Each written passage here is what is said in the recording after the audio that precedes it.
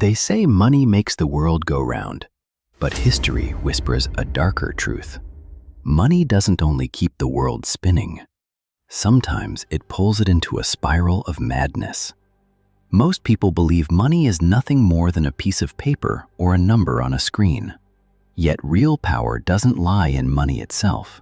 It is hidden in the control of the fundamental things people need to survive: water, salt, land, time, and finally, human will.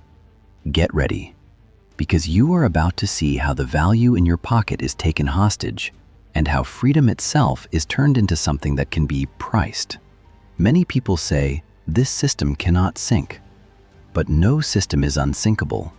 It only looks that way until it sinks. It all began nearly 5,000 years ago on the dusty lands of Mesopotamia. In those days, economy and belief were inseparable. They existed as a single body. The ziggurats rising at the heart of the cities were not only places of worship. They were the first great storage centers, the first great record rooms, the first true centers of power. Land did not legally belong to people, it belonged to the gods. And priests had become the first professional administrators, managing that ownership in the name of the divine. Even writing was not invented to create poetry.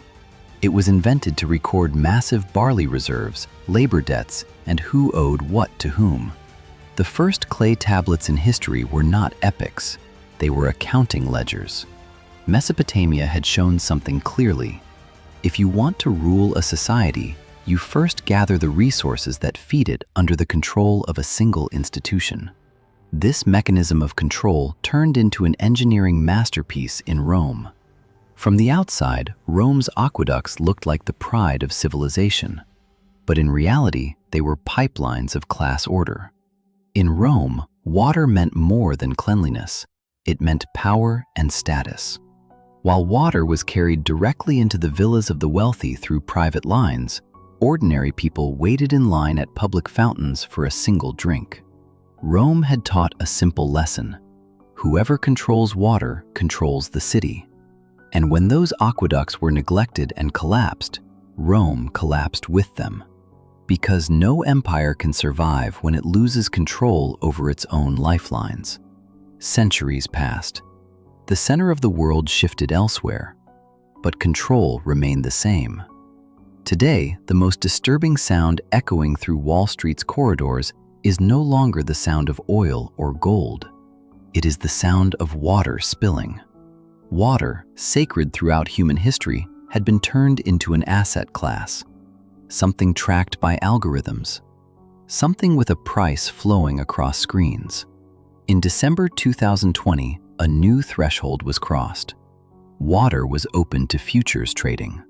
Funds and massive portfolio managers could now make millions by betting on drought in a specific region. This was one of the clearest examples of how morality was converted into cold mathematics. The more essential something is, the more profitable it becomes. And the new gold they had discovered was thirst itself. Water was not alone.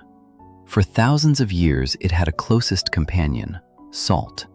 In a world without refrigeration, salting was the only way to preserve food. Salt kept armies marching. Salt kept civilizations standing. Roman soldiers had received part of their pay in salt. Even the word salary was born from this reality. When states realized its importance, they immediately monopolized it. The salt tax, known as the gabelle in France, was so unjust that it became one of the sparks of a revolution.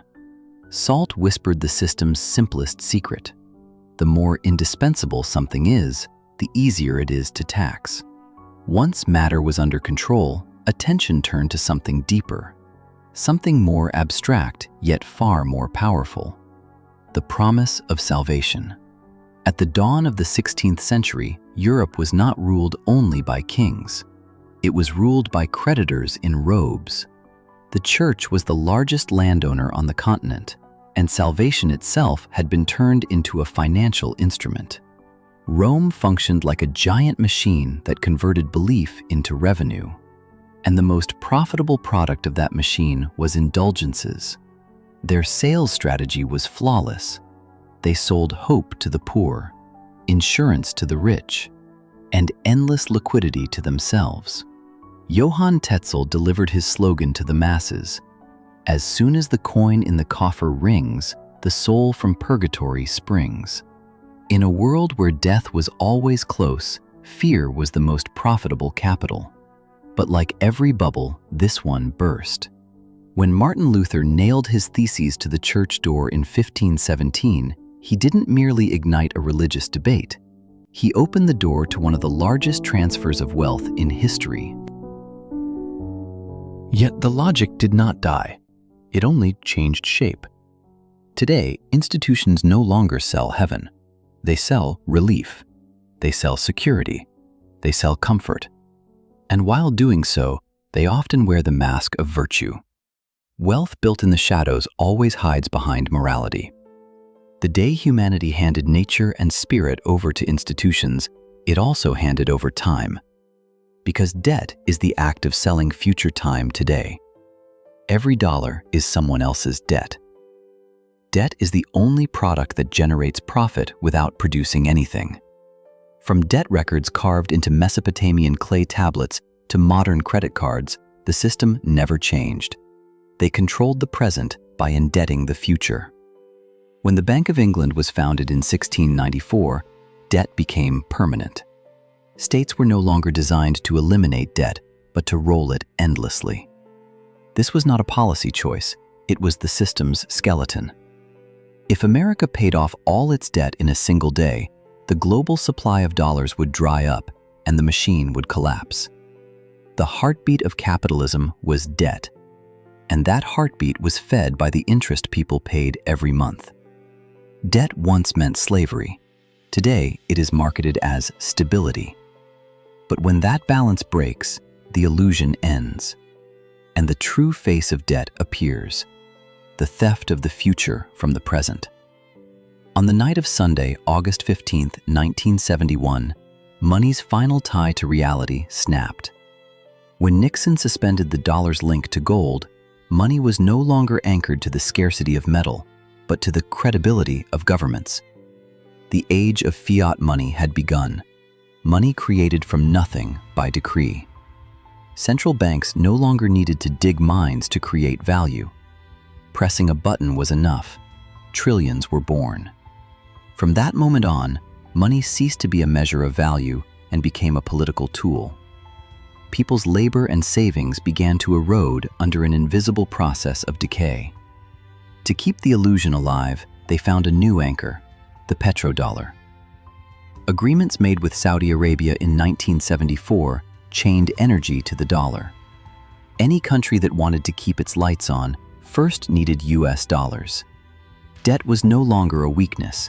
It had become the fuel of empire. Inflation, meanwhile, turned into the most silent and insidious tax, extracted quietly from people's pockets. After controlling matter and money, attention turned to the final fortress: the mind. Attention, decisions. In the 1950s, MK Ultra had explored how human behavior could be reprogrammed. Today, the same logic operates not in laboratories, but inside people's phones. Social media algorithms often know what people love, fear, and when they will spend better than they do themselves. The most valuable commodity was no longer oil. It was no longer gold. It was consent.